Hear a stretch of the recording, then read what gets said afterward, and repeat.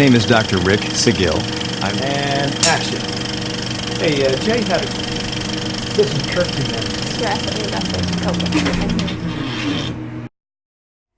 And action. Hey everyone, it's Dr. Rick Seguil from Herbal 411. I am going to talk about the benefits of medical cannabis. If this is the first time you're finding me on YouTube, hit the subscribe button down below and the alert button to find out when I do new videos. If you're seeing my post on Facebook, hey, friend request. I'm also on Instagram, but I put out videos on my Facebook regularly and YouTube page regularly. I'm putting out this video because I've had a lot of questions as a physician. A lot of my patients come to see me for an alternative choice on treatment, and because I'm board certified in family practice, but I also have integrated medicine training, it's important to give my patients the best options. And a lot of people come to me because of failed therapy, whether it's cancer, fibromyalgia, rheumatoid arthritis, lupus, Lyme disease. So if you have options available in Illinois to subscribe or get the medical cannabis card, I would still go ahead and do it. And these are the 6 bullet points of why. However, you know what? I have to open up my clinic. So the 6 bullet points, if you just froze that picture and you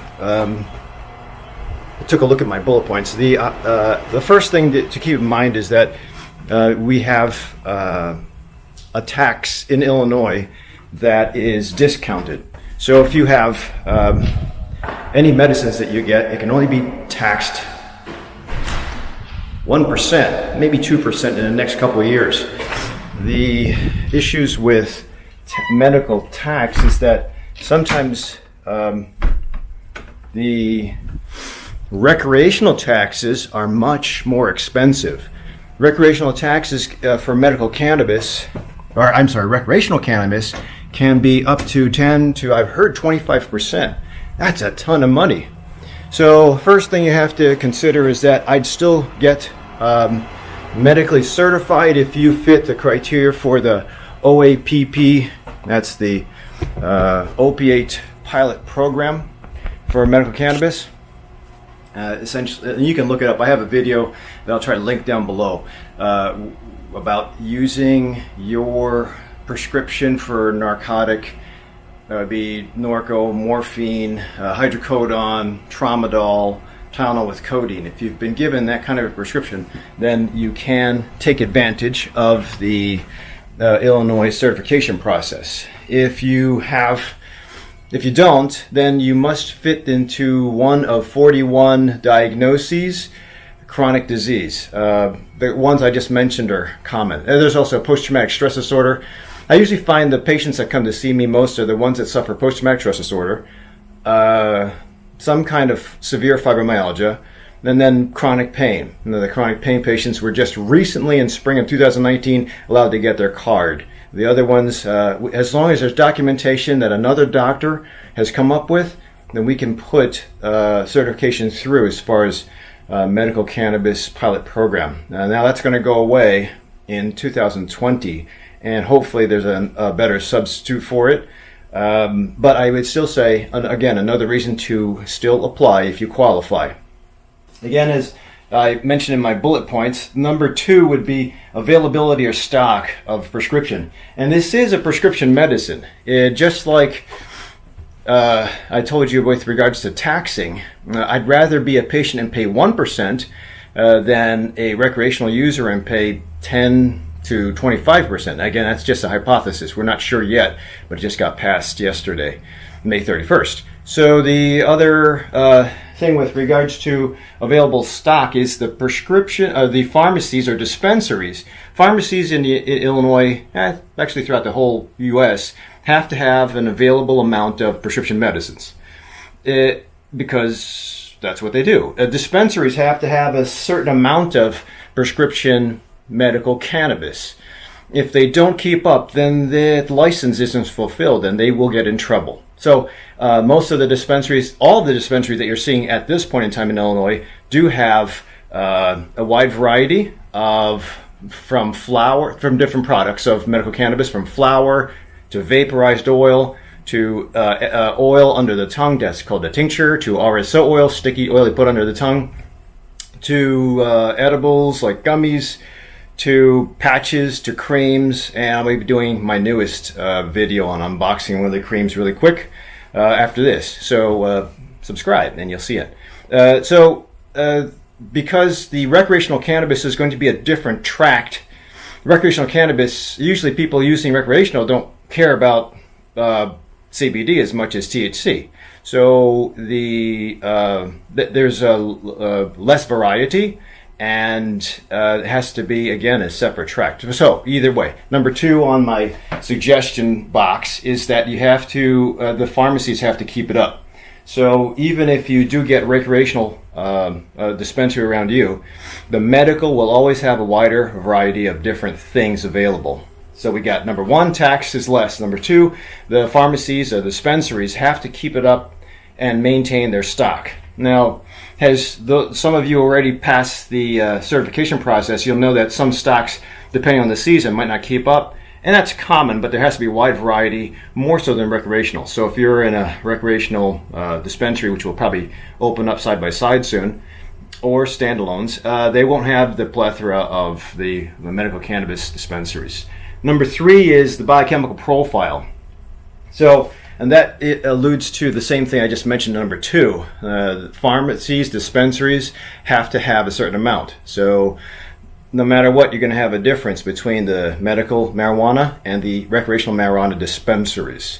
So again, the number 3 topic is that the biochemical profile for the stuff that I give my patients is wider variety, usually mostly CBD, more so than THC, but it depends on the disease process. So if I have, and I have many PTSD sufferers, if I have a PTSD patient, I would probably want more THC or high proportion. If you check out my video on the color of cannabis, it'll tell you about the New York scale of rating the ratios between red and indigo blue. So red meaning more THC, indigo blue meaning more CBD as far as the biochemical profile. Now that's just with 2 cannabinoids, THC and CBD. There's also terpenes and other things, phytochemicals that are also found in the extract you get from the process of taking the essential oil out of the leaf.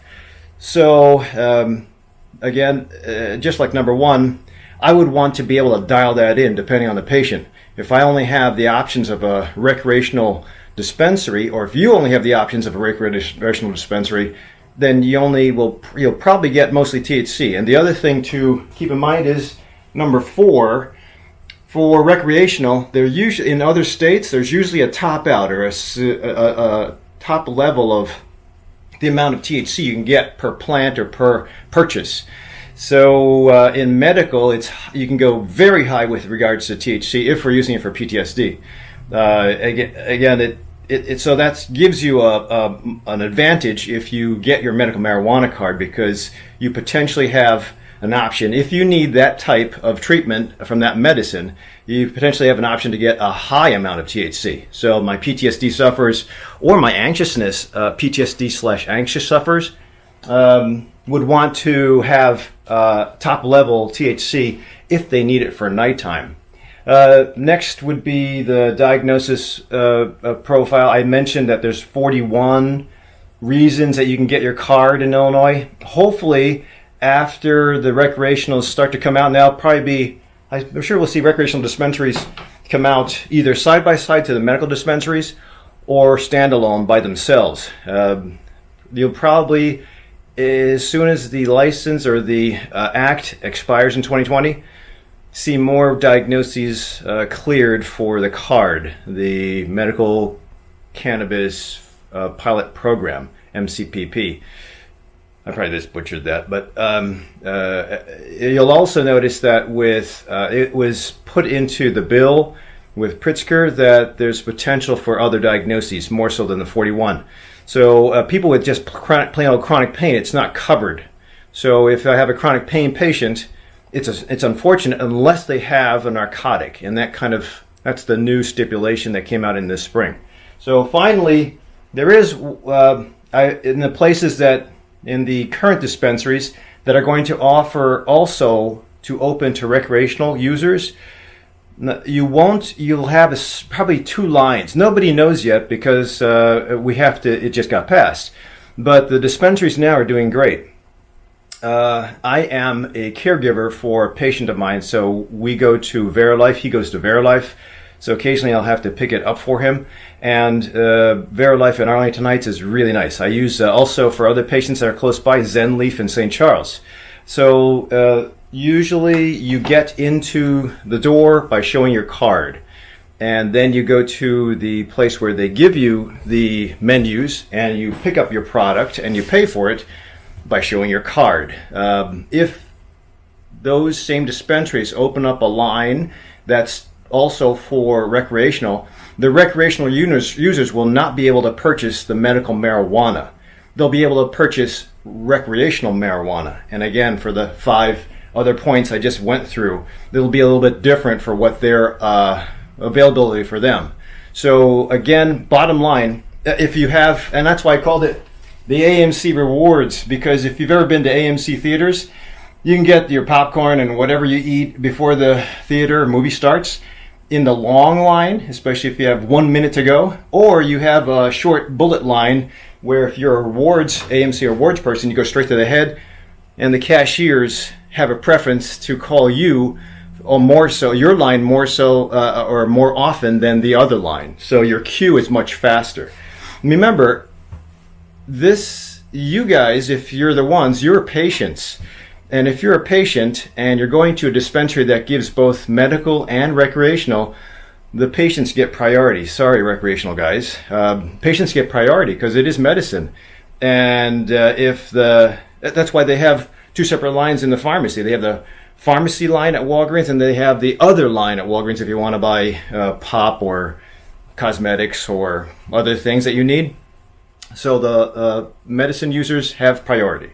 So another reason to consider paying to get certified. Bottom line is that with all these bullet points that I just went through, I think that it is a pain in the butt to get certified. For those of you who do qualify, I would do it. Remember, these dispensaries that are either going to be standalone, open up on their own, they have to buy from Illinois growers. They have to buy their recreational cannabis from Illinois growers. And the Illinois growers are just starting to blossom now. But for those of you who have the medical card, the Illinois growers, depending on the season, may or may not have for the next season the same batch. So the batches change depending on the environment, depending on the seed, the other environmental exposures.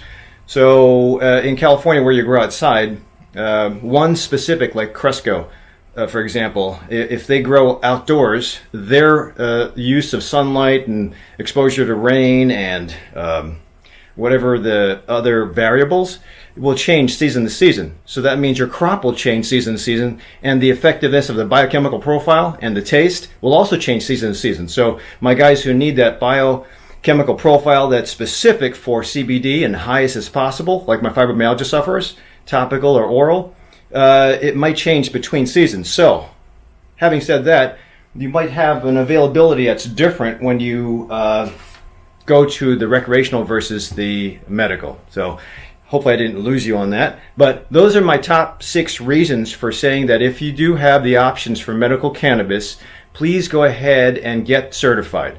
Now, the 2 options are to get certified for a 1 or a 3-year card if you fit the MCPP, or if you have, and you're good after you see a doctor once, as long as you bring proof, at least in my office, or you have the OAPP, which is the Opioid Alternative Pilot Program. And that means that if you don't have the 40 qualifications by the MCPP, at least if you have a prescription that was recently given to you for a chronic pain issue, that will get you a deal to get into the dispensary for at least 3 months. But you have to keep on getting recertified in the doctor's office every 3 months, which for some people can be a pain in the butt. But usually the certification process for the 3 months is much cheaper than if you have insurance that your certifying doctor takes. much cheaper than the $100 to $275 that you pay for the long card. So hopefully this gives you a good idea about going ahead and fulfilling the certification process for medical marijuana. Those of you who are looking for recreational, fine, just know there's going to be a little bit of difference. And if you have any friends that are of the 40 diagnoses, then you might want to be a caregiver for them. At this point in time, being a caregiver, you can, every patient that has a major diagnosis of a chronic disabling condition will be allowed to have one caregiver act as essentially a gopher to go to the dispensary. So some of my patients are really in a bad way, whether it's end-stage cancer or the fibromyalgia is so severe that they can't get out. I don't have that many PTSD sufferers that are really secluded, are stuck in their house, but I have a lot of PTSD sufferers that are trying to get through the day and get through life, and they still have benefit. All my patients, depending on their disease process, have really shown benefit in the last 2 years with regards to medical cannabis. So I highly suggest it. And remember, this is not the cannabis that was Cheech and Chong from the 80s. This is totally different. This is microdosing and better quality. In fact, I've had 2 Colorado transfers from Colorado to Illinois. They told me that the Illinois medical cannabis is much better grade than Colorado. I don't know. I did try Colorado topical once, and I did the same thing here. I didn't notice a difference, but that's topical. So hopefully you like this. Pass it on if you have any other questions. Otherwise, I'll see you at the next video.